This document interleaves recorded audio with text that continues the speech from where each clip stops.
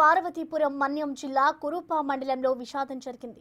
భారీ వర్షాల వల్ల ఉదయపురంలో మట్టి గోడ కూలి అరవింద్ మృతి చెందాడు. మరో యువకుడు తీవ్ర గాయాలతో బయటపడ్డాడు. భారీ వర్షానికి గోడ బాగా నానిపోయింది. అరవింద్ ఉదయం బ్రష్ చేస్తూ గోడ పక్కన నడుచుకుంటూ వెళ్తున్న క్రమంలో ఒక్కసారిగా గోడ కూలింది. తీవ్ర గాయాల పాలైన అరవింద్ని గుమ్మ లక్ష్మీపురం ప్రభుత్వ ఆసుపత్రికి తరలిస్తుండగా మార్గ మధ్యంలో చనిపోయాడు.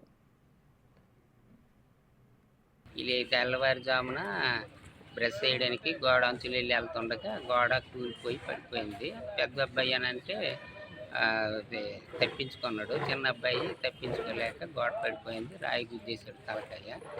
స్పాట్లో కొద్దిగా ప్రాణాలు ఉంటుండగా హాస్పిటల్కి తెచ్చాం. మార్గం మధ్యలో చనిపోయింది. వీళ్ళు తెల్లవారుజామున ఇక ఈ ఘటనపై పూర్తి డీటెయిల్స్ ని మా ప్రతినిధి శివశంకర్ అందిస్తారు. శివశంకర్.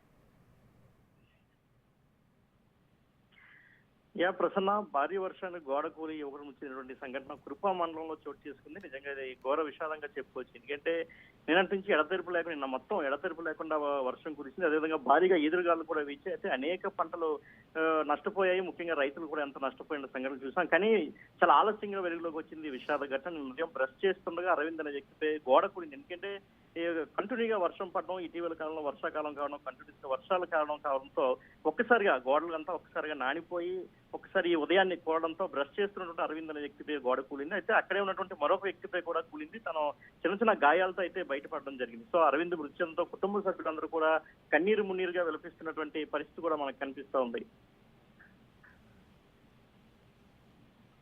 అయితే రైట్, థ్యాంక్ యూ శివశంకర్.